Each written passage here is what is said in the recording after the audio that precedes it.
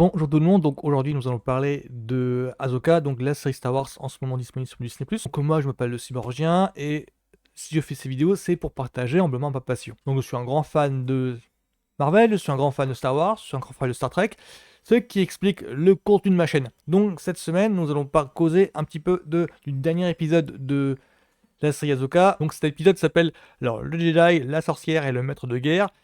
Il me semble que c'est ça la traduction, je crois que c'est Jedi, The Witch et The Warlord, parce que ce titre n'a rien d'anodin en fait. Parce que ce titre, en utilisant trois archétypes en fait, donc The Lord, The Witch et The Warlord, moi en tant que cinéphile, il me fait penser immédiatement à un film de Sergio Leone, Le Bon, la Brute et le Truand.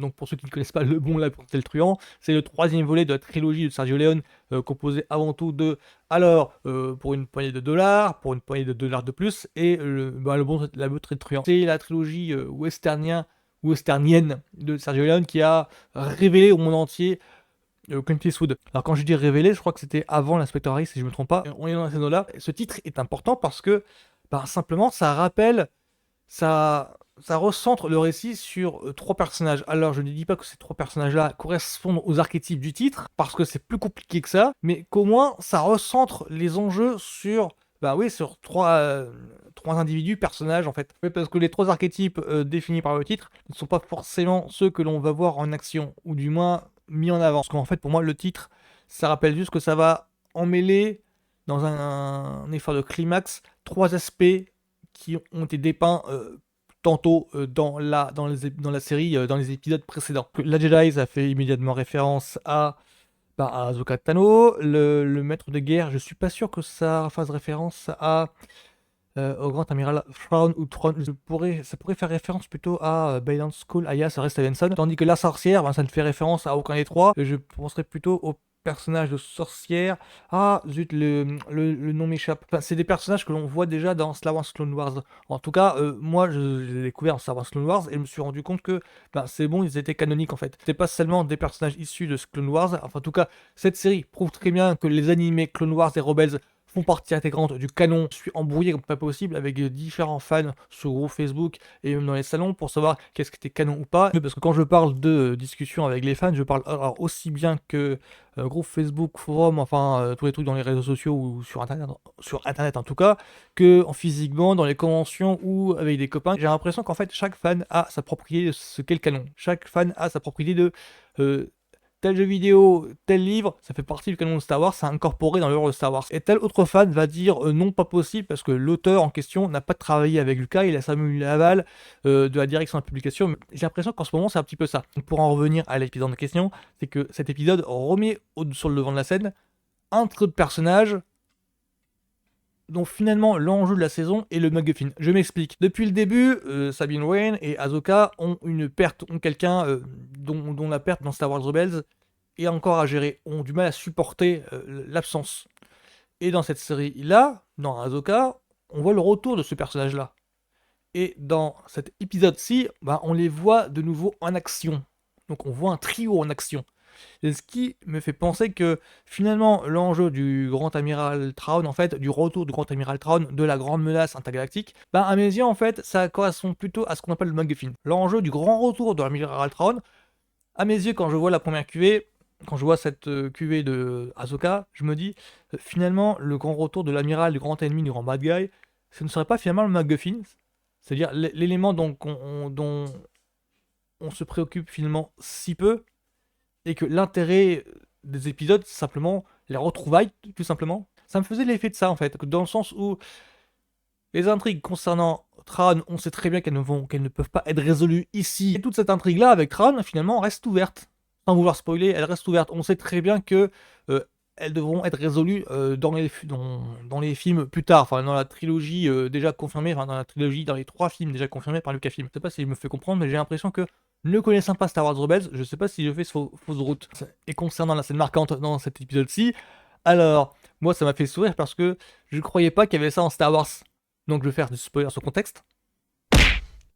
Voilà, donc je ne vous dis que ça, simplement qu'elle n'est pas plus que ça à relever alors qu'elle est teasée plus à même dans la série. J'ai vu quelqu'un, en fait, un youtubeur qui en avait parlé, qui avait détecté en fait des indices qui menaient à ça. Pour moi, les indices m'étaient totalement passés au-dessus de la tête. Simplement que pour moi, qui ai fait l'impasse sur tout ce qui concerne l'univers étendu au moment de la prélogie, bah, je me suis rendu compte que cet élément-là existe bel et bien dans le lore de Star Wars, dans le décorum de Star Wars. Ça fait partie des éléments qui me laissent dubitatif quant à leur présence, existence dans le lore de Star Wars. Encore que, en y réfléchissant bien, ça devrait pas poser de problème, parce qu'après tout, on parle de Force comme quelque chose de mystique. Dans Star Wars Clone Wars, il y a donc la présence des sorcières. Alors, je dis les sorcières, mais je sais pas du tout comment elles s'appellent.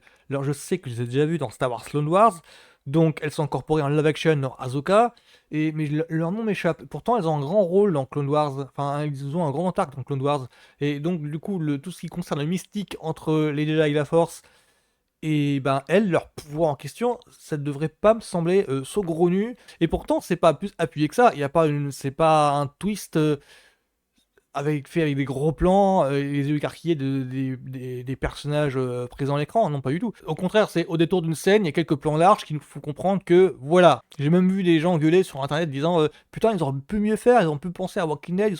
Disons que le traitement de leur mise en scène est ici très légère. C'est au détour d'un plan ou au détour d'une scène, via plan large, on comprend ce qui se passe à l'écran. Voilà. Mais quand on est fan de films d'horreur, on peut être que déçu, évidemment, parce que avant tout, les trucs Star Wars, c'est fait pour un très grand public qui n'est pas forcément enclin à voir du Walking Dead. Encore Walking Dead, il me semble que c'était... Oui, ça avait pété des scores sur AMC. Il y avait eu, je crois que c'était du 20 millions de téléspectateurs, avec un indice d'écoute d'un genre 18-35 ans, très élevé aussi. Ça avait surpris tout le monde. Enfin, dans Star Wars, le fait que tels êtres existent, moi, ça me paraissait saugrenu. Et je me disais en même temps, pourquoi pas. Mais ça risque d'être une surprise pour un paquet de monde qui ne sont pas au courant, qui ne sont pas au fait de ce qui se passe dans l'univers étendu. Quand on est fan hardcore de Star Wars et qu'on connaît pas mal d'œuvres de films d'horreur, genre La Nuit des Morts, enfin genre les Romero, Walking Dead par exemple, on est déçu de voir que putain ils auraient pu faire autre chose de mieux avec plus de gore, plus de sang, plus de ceci, plus de cela. Ouais, c'est un truc pour grand public, hein, Star Wars, ça a toujours été comme ça. Rien que le Star Wars 77, c'était fait pour enfants, enfin c'était fait pour grand public, ça n'a jamais été classé R, au nom de Dieu. Sinon cet épisode-là, et je crois que ça pourrait servir de bilan pour la saison entière, enfin en tout cas pour les 8 épisodes, je crois que ça démontre pas mal les limites qu'il peut y avoir entre le live action et l'animé, ce que permet l'animé et les limites en fait des contraintes du live action. Je pense par exemple à l'animation en fait du live action, parce que là du coup on a beaucoup de personnages qui trouvent une incarnation en live action. Je pense évidemment à Ahsoka Tano qui est incarnée par Rosario Dawson, mais je pense aussi à Sabine Wise qui est incarnée par, alors je crois que c'est Natalia Liu Bordeza. J'ai toujours peur d'écorcher son nom, aussi Grand Amiral Thrawn. Il y a aussi quoi, sans voir spoiler, donc les sorcières, Hera, enfin tous ces personnages là sont incarnés avant en animé et là on les voit en live action, donc on voit les limites. Bah, je veux parler des chorégraphies en général, parce que dans les animés, la chorégraphie, les mouvements sont très fluides, sont dynamiques. Si vous êtes fan de Marvel, vous voyez ce que je veux dire quand vous voyez la différence entre l'animé des Spider-Man et le live-action de Spider-Man. Mais disons que là, je veux parler d'un truc que ça choquait dans les premiers films Spider-Man de Sam Raimi. On ne pouvait pas imaginer qu'un acteur en chair et en os puisse faire le même type de mouvement dans les séquences dit bah de vol, de voltige, on voyait la séparation. Et dans Ahsoka, c'est ce que l'on voit en fait. Les scènes de combat qui en animé n'ont jamais été aussi dynamiques. On retrouve pas les mêmes scènes dynamiques dans le live action en fait. Il y a quelques scènes de combat là qui font un petit peu on singe l'animé. On retrouve les techniques, mais parce que les acteurs ont du muscle, parce que les acteurs ont des mouvements, ils sont pas aussi souples que l'animé, ça gâche un peu l'effet. J'essaye de me mettre dans la peau de quelqu'un qui regarde l'animé attentivement, donc il scrute, et donc qui est capable, qui voudrait avoir absolument la même chose, en tant que fan hardcore, dans le live action. Dans le live action, ils essayent de singer, et là je peux comprendre un petit peu le côté là, ils font du fan service, parce que, ouais, ils essayent de singer, ils essayent de faire comme l'animé. Le problème, c'est que un live action ne peut pas arriver au même dynamisme, à la même fluidité de mouvement, qu'un animé, tout simplement. Je pense qu'avec Ahsoka, avec cette série-là, enfin ces 8 épisodes-ci, cette cuvée-là, on va dire, on arrive à soulever le problème, à soulever ce problème-là. Ah, sinon, big up avant de finir sur, alors, le réalisateur s'appelle Rick Famuyiwa. Le réalisateur en question, c'est un producteur aussi des séries Star Wars. Il a déjà fait partie des réalisateurs à la saison 3 de Mandalorian. Je crois qu'elle en a fait 2 ou 3 avant. Donc il fait partie de l'équipe avec Dave Filoni, avec Jon Favreau. Il fait partie de cette équipe d'habitués. Il est très présent dans la production. Alors moi, je le découvre avec les épisodes ici du Mandalorian et maintenant de Ahsoka. Donc là, donc c'était mon petit big up. Alors mon avis d'abord sur cet épisode-ci, puis après je vais faire mon avis sur la saison, cette cuvée entière. Cet épisode-ci, j'ai eu un petit peu peur en fait au début, parce que je crois que le rythme des 10 ou 15 premières minutes, les 10 minutes, un quart d'heure, était un petit peu lent, dans la même teneur que l'épisode d'avant. C'est-à-dire que l'épisode d'avant, j'avais mis ça sur le compte d'un calme alors un tempête. On prend son temps pour poser, mettre à plat les enjeux, recentrer sur les personnages. Je dirais pas intimiste, faut pas exagérer. Il prenait son temps pour poser l'atmosphère. Le premier quart d'heure est dans ce trip-là, on va dire, et dans cette tension-là, on va dire. Passer le premier quart d'heure, passer un quart d'heure, 20 minutes, on retrouve tout le dynamisme qui faisait le charme des premiers épisodes. Donc la première partie de l'épisode, je me disais, si jamais ils font un épisode entièrement sur ça, pour finir juste en cliffhanger ouvert, sachant qu'il ne sait pas s'il y a une saison 2 ou non de confirmer, et finalement non, la dernière demi-heure, c'est un festival d'action en tout genre, qui nous fait rappeler pourquoi est-ce qu'on aime Star Wars. Donc moi, je connais pas, je le répète, Star Wars Rebels, mais je ne pouvais que admirer et intégrer le fait que, oui, bah, tout ça, ça fait partie du lore Star Wars dorénavant, avec des éléments qui me semblent à moi inédits, et d'autres qui faisaient plaisir à voir, d'autres qui me sont un petit peu familiers, vu que je connais Clone Wars. Donc tout ça me faisait l'effet de, bah, ça fait super plaisir de voir du Star Wars en live action, vraiment. Donc mon bilan global de la saison entière, très positif, très positif. Je rangerai Ahsoka auprès de Andor et du Mandalorian. Alors la photographie de la série entièrement, elle est top. J'ai jamais rien vu d'aussi beau dans une série Star Wars, mais vraiment, ça fait bizarre de voir plusieurs plans comme ça, d'une beauté autant d'un niveau rarement atteint. Et là, j'essaie d'exprimer un avis en genre là, j'étais sur le cul. Tout simplement. Donc là, c'était mon petit bilan sur Ahsoka. Donc, à mes yeux, cette série est un petit bijou. Je ne sais pas du tout s'il va y avoir une saison 2 en fait. Normalement, les rumeurs vont bon train, mais étant donné que je pensais qu'il y aurait une saison 2 à The Book of Boba Fett et qu'il pour l'instant il n'y a rien, c'est silence radio. On sait toujours pas si c'est annulé ou pas. Donc pour Ahsoka, je préfère garder le pronostic pour moi.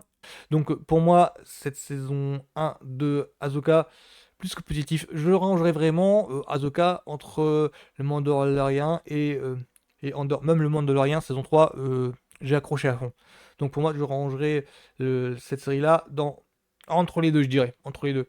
Donc pour moi, Ahsoka, largement positif, largement. J'invite tous ceux qui ont quitté Star Wars, qui ont été dégoûtés de Star Wars, là, de revenir un petit peu. Il y a des choses qui sont très intéressantes maintenant, et bah voilà, moi je suis fan, donc ça me donne envie en fait de me replonger dans les bouquins, ça me donne envie de me replonger alors dans les animés. Je suis en train de me faire Clone Wars, je suis arrivé à la saison 4, et bah je vais enchaîner avec Rebelle direct. Voilà, ça sera tout pour moi, donc bonne journée à vous. Tchuss.